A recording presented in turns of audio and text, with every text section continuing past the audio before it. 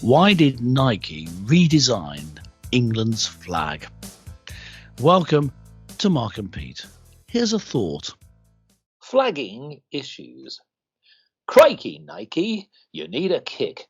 Changing England's flag is such a loss. The nation gives you a naughty tick. Now you've made the English cross. Yes, indeed. Well, Nike's playful interpretation of St George's Cross on England's new football kit has sparked a major row over the national identity. Yes, many critics have said that what Nike did, which incidentally was backed by the FA, is disrespectful. Clergyman Pete, we know that the FA has sweet FA when it comes to making the right decisions. Yes. As far as I'm concerned, I think that this has some ulterior motives. What do you say you about the redesign of St George's Cross? Yes, well, it now isn't St George's Cross. It isn't the English flag. When you change a flag, well, I guess you could make sort of microscopic changes, but you change it to a reasonable extent. It's no longer the flag. Correct. It's a bit like taking someone's name and just pronouncing it differently. It's not the name anymore. Imagine instead of calling you Mark, I called you Cram. Why not? It might be more appropriate, but it's not your name anymore. And I think this makes it. It seems strange that it's important, but it is important because a flag is a symbol of a country, and it's like an identity. It's like names used to be back in the biblical times. You name someone, a bit like people sometimes do today when they choose a baby name. They choose a name because of the meaning, but they were very serious about the meaning.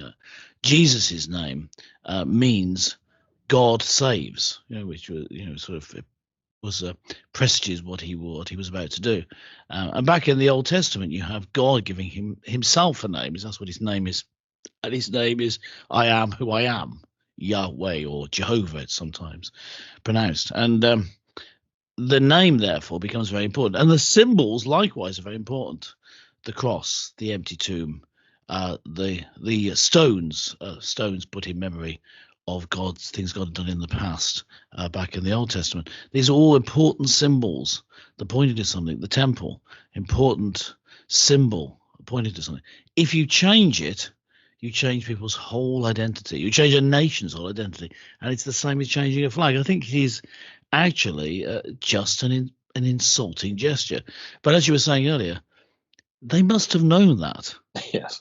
They're branding experts, so why did they do it? Well, There must be a reason. I think it's ill-conceived all round. So the manufacturer Nike, as many will know, produce many items. They produce obviously running kits, they produce football shoes, they produce lots of paraphernalia related to sport. In the case of football, obviously, when it comes to an England shirt, you would expect the three lions. That has not been touched. It's the fact that the back of the shirts, there is the St George's Cross typically, and as Clergyman Pete highlighted, it's a white background with a red cross. But today, what they've done is that they've redesigned it with a horizontal bar, now a combination of blues and purples rather than the red on the original flag. Now, it's evident that the moment you do this, you're going to rile a number of people. Not just, of course, obviously the sports people, but for those who are English people, because it's a national identity. Now, I think that there are different motivations behind this. First of all, I think that Nike has gained a lot of publicity. Fair enough. Yeah. Well done. Sure. Excellent. Great. Mhm. However, it's not always good publicity. And I think that when you do this, it does make you think a little bit, doesn't it, Nike, that the tick that you are so proud of, if we were to make that a cross, maybe that might be more appropriate now. Cancel Nike. So the thing is that they wouldn't like it. And in fact, they, as you know, have many brand experts, legal experts protecting their brand identity. Why should we not, as a nation, protect our own brand identity? So political leaders have chipped in on this. Now, I know that your great friend Rishi Sunak has said basically, yes, he said, don't mess with the flag on the England football kit. Oh, yeah, harsh words, sir. But the fact of the matter is, I think it goes deeper than this.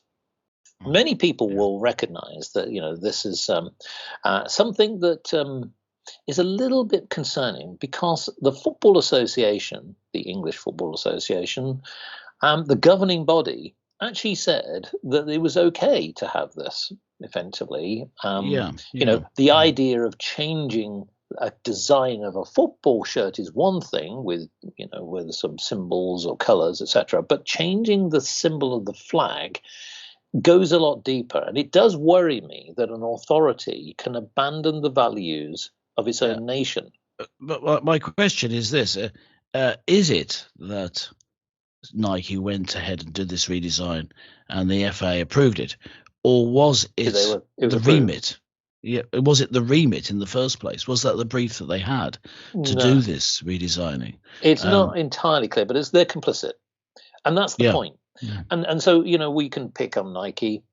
Let's do that. People like it. Yes, but at the end of the day, let's pick on the FA. They should never have got themselves in this hoo-ha over, kits. It's not the first time, incidentally, that this disagreement over the treatment of flags or even England's football kit, we don't need to delve too far back, but, the FA has fallen foul of this before. You'd have thought they'd learned their lesson. But in this particular case, maybe it's just my own personal interpretation, what is actually there just actually looks like a well-known ointment symbol. I won't mention the name of them, but it looks more of a medical symbol than it does of a national identity symbol. Yeah. So Clergyman Pete, so here we sort of look at it. Do you think that they should scrap it, learn their lesson, and perhaps even apologize to the English people for allowing it to happen? Well, yeah, well, I think maybe they need to go through this cycle of the kit. It was very expensive to restart. Well, now that's my point. It's £120, folks, for having an England flag with no England flag. I think an apology and say we'll do better next time is enough. But I think they should try and do better next time, because the issue is this: it's part of a whole trend to go towards, which always goes towards rubbishing, changing, ridiculing, minimizing the positive feelings that people have towards their country. Nationalism is seen as being bad in and of itself. Of course, that's not true. Nationalism, pride in the group of which has brought you up, in whose culture you live, is a good thing. It's like being loyal to your family or loyal to your spouse. Yes. You're loyal to your country. And so it's a ridiculous thing to say, but this belief has grown up that nationalism is bad. Maybe it came out of National Socialism, the Nazis, who took instead of having just pride in their country and the what they saw as a separate race that they were part of, as being into a feeling of supremacy over others. That is, of course, bad.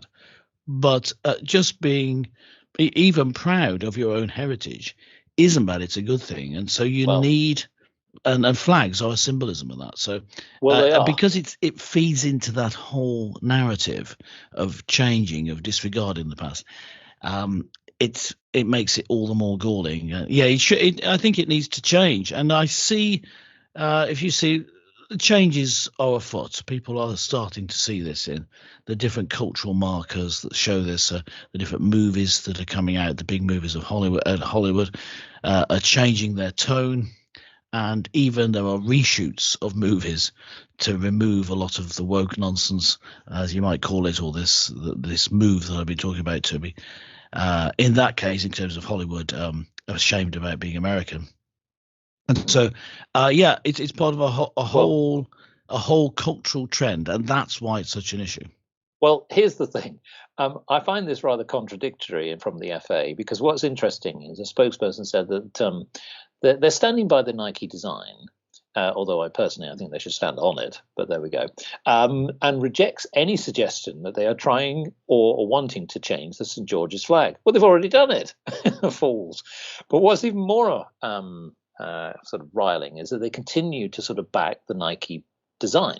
Now, Here's a few folk that we all know and love. Yes, now the former England goalkeeper, Peter Shilton, who played for his country many, many years, right the way through the World Cups, 1982, 1986, and even 1990 World Cups, serving his country, said that basically that the red and white and blue are not the colours on our flag, quite rightly so, and he would prefer to stand by a normal traditional flag.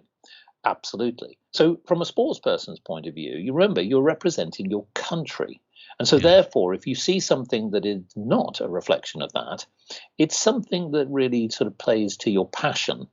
Now, here's another one.